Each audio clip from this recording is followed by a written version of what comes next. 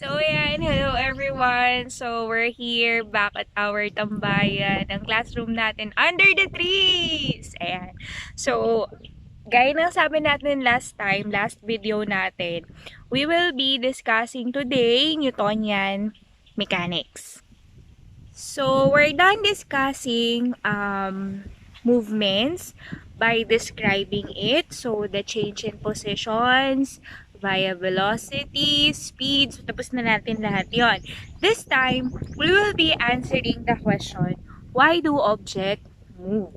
Okay? Bakit gumagalaw ang isang bagay?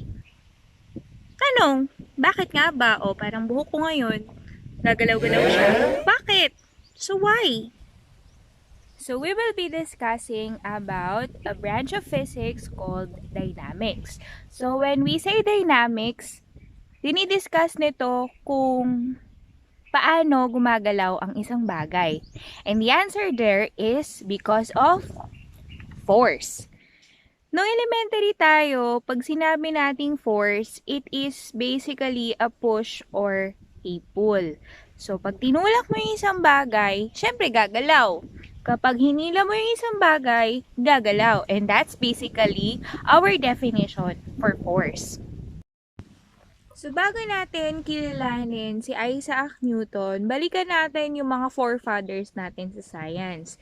So, we have the time of Aristotle, na mas kilala natin bilang ama ng science. Yeah, it's actually Aristotle. Old father of science. Great ancestor of science siguro. Okay, so according to Aristotle, an object in its natural state stays at rest. And force is necessary to make it move. And to keep it moving. Moreover, sabi ni Aristotle, the greater the force, the greater the speed. 2,000 years later, Galileo Galilei disagreed with Aristotle. According to him, an object naturally moves. Okay? In motion ang isang object. And this object has constant velocity. Same is true when it is at rest. Mag-improvise tayo para i-discuss yung sinasabi ng dalawang taong ito. Okay, so meron akong dalang bola dito. Ayan, may pangalan pa nga. Sabi ni Aristotle, an object will stay at rest unless there is force, which in turn, it will move. According to him, the greater the force, the greater the speed. Sabi naman ni Galileo Galilei, the object is always in motion. Unless, of course, there is a force acting on it to stop it. So if there is no force that will stop the ball in moving, it will still continue to move in a straight line. And of course, at a constant velocity. So after the death of Galileo Galilei, here comes Isaac Newton reconciling the concepts. So from there, he actually used the idea of Galileo Galilei to formulate the famous 3 laws of motion. The first law being the law of inertia, the second law being the law of acceleration, and the third, the law of interaction. So itong bolang to, okay, it will continue to unless, of course, there is a force stopping it. The resistance, ladies and gentlemen, is actually inertia. So the resistance in the change in motion is actually called inertia. So imagine yourself, nakasakay ka sa isang van o kaya sa bus, pupunta ka sa isang lugar. Tapos ang bilis-bilis ng sasakyan, tapos bigla na preno. Ano sa tingin mo yung mangyayari sa'yo? You'll move forward, right? Why? Because your body is moving towards that direction and suddenly it stops because the driver steps on the brakes. And because of that, your resistance to that stopping motion is called inertia.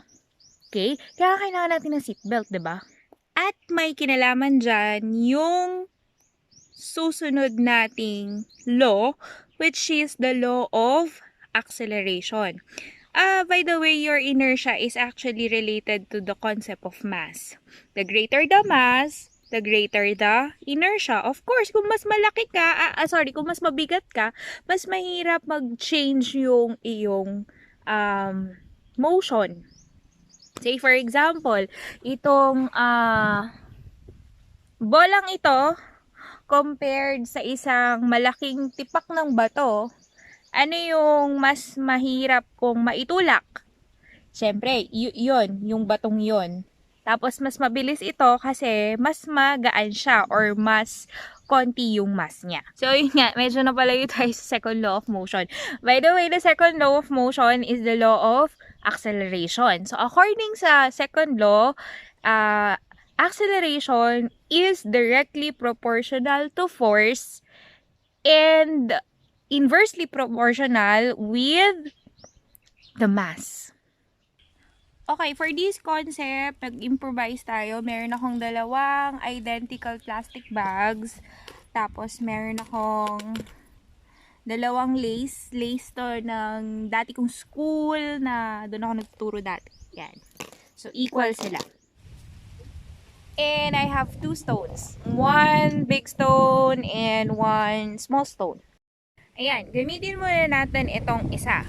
So, pag tinulak ko to, napakabilis nung swing niya. Okay? Malakas yon. Pag yung hangin lang, ayan lang, ganyan lang siya. Okay? Little amount of force, medyo mas mabagal yung change in velocity niya compared sa mas malakas na force. Yan. Diba? But the law also states that acceleration is inversely proportional to mass. Obviously, itong batong ito ay mas mabigat compared sa batong ito. Now, let's try to give them equal forces. Okay, push natin. And then, i-compare natin kung ano yung kanyang acceleration. Okay? Ready? Okay, so ito na yung setup natin. Ito yung mas magaan. Ito yung mas mabigat. Tandaan, acceleration is inversely proportional to mass. Okay? So, let's try to give it push. 1, 2, 3. Okay. Ulit ha. Nagbanggaan sila. 1, 2, 3. Okay, this time, iasa natin sa force ng hangin. Tingnan natin ha. Observe natin yung bato. Alin yung batong mas malikot? Okay. Nakikita naman natin the smaller stone which is mas magaan. Okay.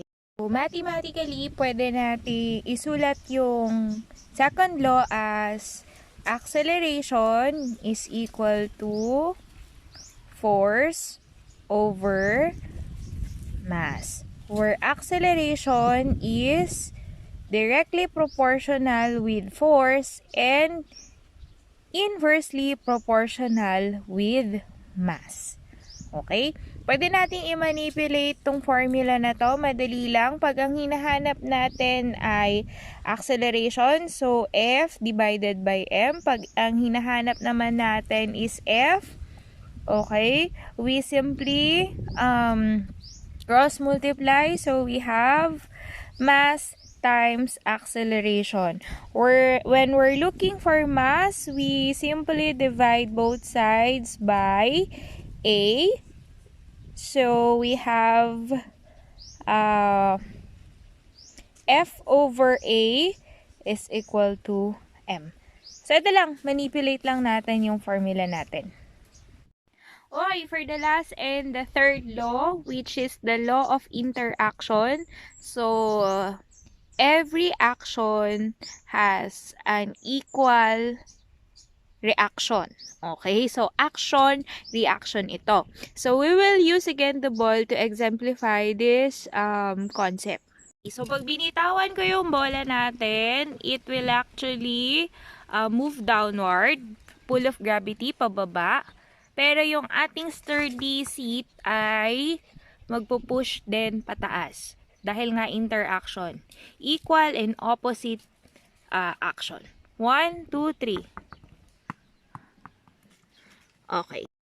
Okay, so nag-bounce yung bola natin. Meaning, down, up, which is actually equal and opposite reaction. So, there you have it, the 3 laws of motion. So, next video natin, magka-create naman tayo ng mga mathematical problem para mas maintindihan naman natin yung konsepto using numbers. So, till next video, bye-bye!